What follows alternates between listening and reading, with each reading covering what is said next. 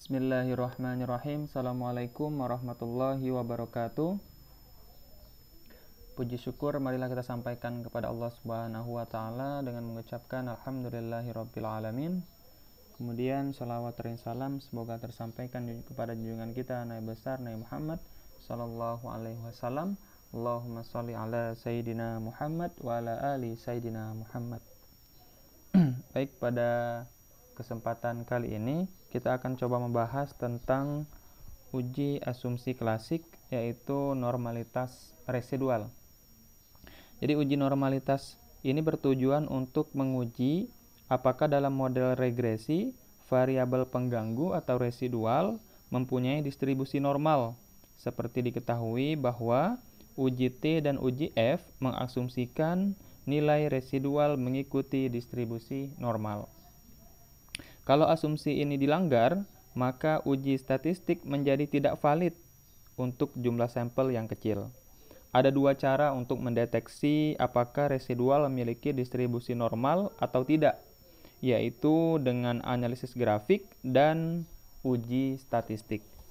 Yang pertama yang akan kita bahas yaitu cara menguji normalitas dengan analisis grafik melalui SPSS. Baik, langkah-langkahnya.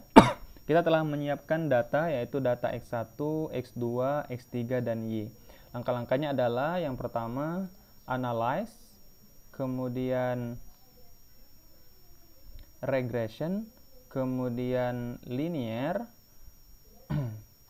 kemudian kita masukkan X1, X2, dan X3 ke dalam independence, kemudian yang Y-nya kita masukkan ke dependent. Kemudian klik plot.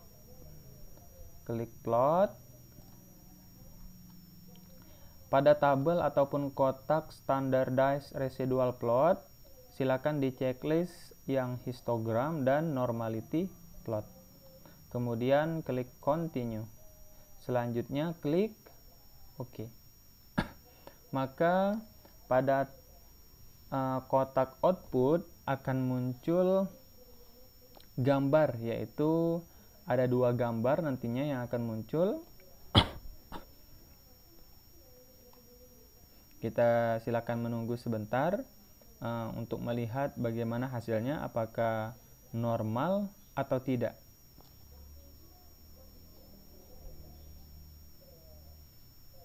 Kita masih menunggu terkait dengan hasil dari output SPSS yang telah kita jalankan ini. Seperti terlihat di bawah ini masih running. Baik, hasilnya sudah terlihat. Yang pertama ada gambar histogram, kemudian yang kedua ada gambar normal PP plot of regression standard residual. Standardized residual. Kemudian yang pertama yang akan kita coba interpretasikan. Jadi cara membaca histogram ini yaitu dengan cara kita dapat melihat jika histogram atau batang-batang histogram ini mengikuti dari garis normal ini atau garis yang berbentuk lonceng ini, maka dinyatakan bahwa residual itu berdistribusi normal. Jadi jika batang-batang histogram ini itu mengikuti garis dari lonceng ini, maka itu dianggap residualnya berdistribusi normal. Seperti yang kita peroleh ataupun yang dapat kita lihat, bahwasanya histogram yang pertama dan yang kedua ini itu tinggi dibandingkan dengan yang lain, malahan sangat tinggi dibandingkan dengan yang lain. Kemudian di yang selanjutnya itu rendah, kemudian dia kembali ke tinggi lagi. Kalau kita lihat sekilas, ini tidak mengikuti garis yang seperti lonceng ini. Maka ini belum dapat kita pastikan apakah dia berdistribusi normal atau tidak. Kemudian yang kedua, itu dengan cara normal PP plot of regression standardized residual. Cara membaca dari gambar ini adalah apabila titik-titik ini berada di sekitaran garis diagonal. Jadi apabila titik-titik ini berada di sekitaran garis diagonal, maka itu dianggap normal. Jadi residualnya berdistribusi normal. Seperti yang terlihat bahwa jika saya berpendapat ini titik-titiknya berada di sekitaran garis diagonal, maka saya berpikiran atau menurut saya ini dia berdistribusi normal. Akan tetapi ada juga mungkin sebagian orang yang berpendapat bahwa ini tidak normal gitu ya, karena dia mungkin ada satu ini itu tidak tidak berada di sekitaran garis diagonal ini. Maka lagi-lagi saya sampaikan bahwa dengan cara gambar ini banyak persepsinya atau sangat subjektif sekali, sehingga banyak pendapat yang akan muncul nantinya. Bisa jadi menurut salah satu orang itu berdistribusi normal, tapi menurut orang yang lain itu tidak berdistribusi normal. Sehingga kita perlu cara lain. Cara yang kedua ini dengan cara uji statistik. Uji statistik yaitu dengan angka. Kita akan gunakan uji Kolmogorov-Smirnov. Kolmogorov-Smirnov. Langkah-langkahnya adalah yang pertama analyze, kemudian regression, kemudian linear, kemudian ini tetap sama kita gunakan, kemudian klik save di sini, klik save, kemudian pada kotak residuals kita klik atau checklist standardized, unstandardized, oke. Pada kotak residuals kita klik unstandardized atau kita checklist unstandardized, kemudian klik continue, kemudian klik oke. Yang kita perhatikan adalah di kotak yang tadi atau di kotak data kita. Nah, di sini akan muncul res_1.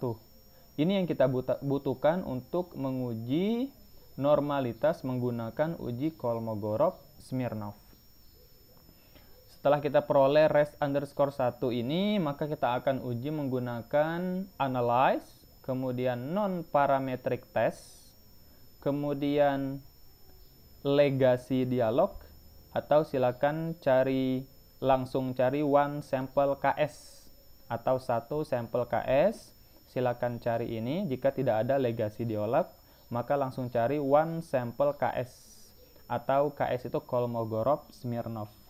Kita klik. Kemudian kita masukkan unstandardized yang paling bawah ini. Unstandardized residual atau res_1 tadi yang kita peroleh tadi. Kita masukkan, kemudian klik OK. Maka akan muncul di outputnya hasil perhitungan, yaitu n-par test, atau di sini ada one sample Kolmogorov-Smirnov test. Fokus kita adalah di asymptotic signifikan to tail, yaitu 0,200. Ini adalah nilai signifikannya, yaitu sebesar 0,200 atau 0,200 atau 0,2 gitu ya. Jadi hasil yang kita peroleh dengan menggunakan uji statistik itu hasil nilai signifikannya adalah 0,200. Yang paling penting lagi adalah interpretasi dari angka ini. Kira-kira apa maksud dari angka 0,200 ini? Jadi maksud dari angka 0,200 itu adalah baik, kita akan coba buka ya. Nah, di sini uji normalitas. Jadi uji normalitas data ini kita gunakan juga H0. Di sini ada H0. H0 itu residual berdistribusi normal atau hipotesis 0, residual berdistribusi normal. Kemudian H1 residual tidak berdistribusi normal. Kemudian kita tentukan alfanya juga. Alfanya 0,05 atau 5%. Kemudian statistik ujinya uji Kolmogorov-Smirnov yang kita gunakan. Kemudian kriteria pengujian. Terima H0 jika nilai signifikan ini lebih besar daripada alfa, dan tolak H0 jika nilai signifikan lebih kecil daripada nilai alfa. Kesimpulannya adalah kita tadi menemukan bahwa hasil nilai signifikannya adalah 0,200. Maka itu lebih besar daripada 0,05. Karena dia lebih besar daripada 0,05, maka terima H0. Artinya sudah cukup bukti untuk mengatakan bahwa residual berdistribusi normal. Jadi di sini kita mencari yang nilai signifikannya lebih besar daripada 0,05. Jika nilai signifikannya lebih besar daripada 0,05, maka residualnya berdistribusi normal. Baik, saya kira itu yang dapat saya sampaikan. Terima kasih, semoga bermanfaat, semoga berkah, semoga dapat dipahami dengan baik. Semoga semua niat baik kita disegerakan oleh Allah, dan semoga mendapatkan yang terbaik semua. Semoga dalam keadaan sehat terus, serta terhindar dari wabah corona ataupun COVID-19. Terima kasih.